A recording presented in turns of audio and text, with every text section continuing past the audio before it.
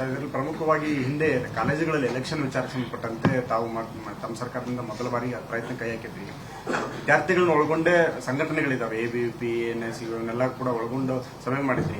ಈಗ ಆ ಸಂಘಟನೆಗಳೇ ಭಾಗಿಯಾಗಬಾರ್ದು ಈ ಚುನಾವಣೆಗೆ ಅಂತ ಅವರು ಅದಕ್ಕೆ ಸಾಕಷ್ಟು ಎಲ್ಲಾ ಸಂಘಟನೆಗಳು ವಿರೋಧ ಮಾಡ್ತಿದ್ದಾರೆ. ಅಂದ್ರೆ ನಾವು ಇಲ್ದೇನೆ ಎಲೆಕ್ಷನ್ ಹೇಗೆ ಅಂತ. ನಾವು ಇಲ್ಲಿ ಸ್ಟೂಡೆಂಟ್ ಎಲೆಕ್ಷನ್ ಕೌನ್ಸಿಲ್ ಮಾಡುದು ವಿದ್ಯಾರ್ಥಿಗಳ ಒಂದು ನಾಯಕತ್ವ, ಅಲ್ಲಿ ಕಲಿಯುವಂತ ವಿದ್ಯಾರ್ಥಿಗಳ ನಾಯಕತ್ವ ಮತ್ತು ಅಲ್ಲಿರುವಂತಹ ಒಂದು ವ್ಯವಸ್ಥೆಗೆ ಬದ್ಧವಾಗಿ ಅವರು ಕೆಲಸ ನಿರ್ವಹಿಸಿಕೊಂಡು ಹೋಗ್ಲಿಕ್ಕೆ, ಸಂಘಟನೆಯನ್ನು ಬಲಿಷ್ಠ ಮಾಡಲಿಕ್ಕೆ ನಾವಿಲ್ಲಿ ಇಲೆಕ್ಷನ್ ಚುನಾವಣೆ ನಡೆಸುವುದಿಲ್ಲ. ಸಂಘಟನೆಗೆ ಇಂಟ್ರೆಸ್ಟ್ ಕಾಲೇಜ್ ಚುನಾವಣೆಯಲ್ಲಿ, ವಾಟ್ ಇಸ್ ದ ಪ್ರಾಬ್ಲಮ್? ಇವರಿಗೇನು ಸಂಬಂಧ? ಹೊರಗಡೆ ಏನ್ ಬೇಕಾದ್ರೆ ಮಾಡಿಕೊಳ್ಳಿ. ನಾವು ಆ ಕಾಲೇಜ್ ನಮ್ಮ they have to be the bridge between the management and the students problem ಅನ್ನು ಅವರಿಗೆ ಹೇಳಲಿಕ್ಕೆ ಒಂದು ಅವಕಾಶ ಹಿಂದೆ ಇತ್ತು.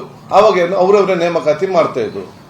ಅವರವರ ನೇಮಕಾತಿ ಮಾಡುವಾಗ ಅವ್ರಿಗೆ ಅಷ್ಟು ಲೀಡರ್ಶಿಪ್ ಕ್ವಾಲಿಟಿ ಇರೋದು ಕಡಿಮೆ, ಅಥವಾ ಇನ್ನೊಂದು ಇರೋದು ಕಡಿಮೆ ಒಂದು, ಅಥವಾ ಯಾರು ನಿಜವಾದ ಲೀಡರ್ಶಿಪ್ ಕ್ವಾಲಿಟಿ ಇತ್ತು, ಭವಿಷ್ಯದ ಜನಪ್ರತಿನಿಧಿಯಾಗಿ ಬರಲಿಕ್ಕೆ 10-20 ವರ್ಷದ ನಂತರ ಕೆಪಾಸಿಟಿಯ ಟ್ಯಾಲೆಂಟ್ ಯಾವುದಿದೆ ಅವನಿಗೆ ಸದಾವಕಾಶ ಸಿಗ್ತಾ ಇರಲಿಲ್ಲ.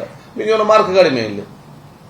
ಆದ ಕಾರಣ ಆ ಕ್ಯಾಂಪಸ್ನ ಒಳಗಡೆ ಅಲ್ಲಿರುವಂತಹ ವಿದ್ಯಾರ್ಥಿಗಳ ವ್ಯಕ್ತಿತ್ವ, ಅವನ ನಾಯಕತ್ವದ ಗುಣ ಮತ್ತು ಒಂದು ವಿದ್ಯಾರ್ಥಿಗಳ ಪರವಾಗಿ ಮಾತಾಡಲಿಕ್ಕೆ ಬೇಕಾಗಿ ಆ ಒಂದು ಕಾಲೇಜಿನ ವಿದ್ಯಾರ್ಥಿಗಳು ನೇಮಕಾತಿ ಮಾಡ್ತಾರೆ. ಸ್ಟೂಡೆಂಟ್ ಯೂನಿಯನ್ ಯಾಕೆ ಬೇಕು? ಎಲ್ಲಾ ಪಕ್ಷದಲ್ಲಿ ಸ್ಟೂಡೆಂಟ್ ಯೂನಿಯನ್ ಅವರು ಇದ್ದಾರೆ, ಅವರವರ ಐಡಿಯಾಲಜಿ ಪ್ರಕಾರ ಹೋಗ್ತಾರೆ. ಅವರವರ ಸಿಸ್ಟಮ್ ಯಾಕೆ ಬೇಕು ಅದನ್ನು? ಆ ಕಾಲೇಜಿನ ರೂಲ್ಸ್ ಅಂಡ್ ರೆಗ್ಯುಲೇಷನ್ ಏನಿದೆ, ಆ ಕಾಲೇಜಿನ ವ್ಯವಸ್ಥೆ ಏನಿದೆ, ಅದಕ್ಕೆ ಅನುಗುಣವಾಗಿ ಆ ನಾಯಕತ್ವ ಬೆಳೀಲಿ ಅಂತೇಳಿ ಆ ಸ್ಕೂಲನ್ನು ಸ್ಟೂಡೆಂಟ್ ಸೆಲೆಕ್ಷನ್ ಆ ಕ್ಯಾಂಪಸ್ಗೆ ಮಾತ್ರ. No other organisation will allow to enter. ಅದೊಂದು ರೂಲ್ಸ್ ಮಾಡಿದೆ ಇಲ್ಲ, ಕೆಲವೊಂದು ರೂಲ್ಸ್ ಪಾಯಿಂಟ್ಸ್ ಹಾಕಿದ್ದೇವೆ, ಅದು ನಾನು ಹೇಳುವಂಥದ್ದು. ಯಾಕೆ ಬರಬೇಕು ಇದರಲ್ಲಿ? ಯಾವುದು ಈಗ ಉಂಟಾ?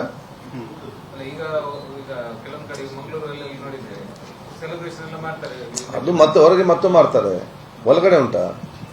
ಇಲ್ಲಲ್ಲ, ನಮ್ಗೆ ಒಳಗಡೆ ಯಾವುದೇ ರಾಜಕೀಯದ ವ್ಯವಸ್ಥೆ ಯಾವುದೇ ಕ್ಯಾಂಪಸ್ ಅಲ್ಲಿ ಬರಬಾರದು.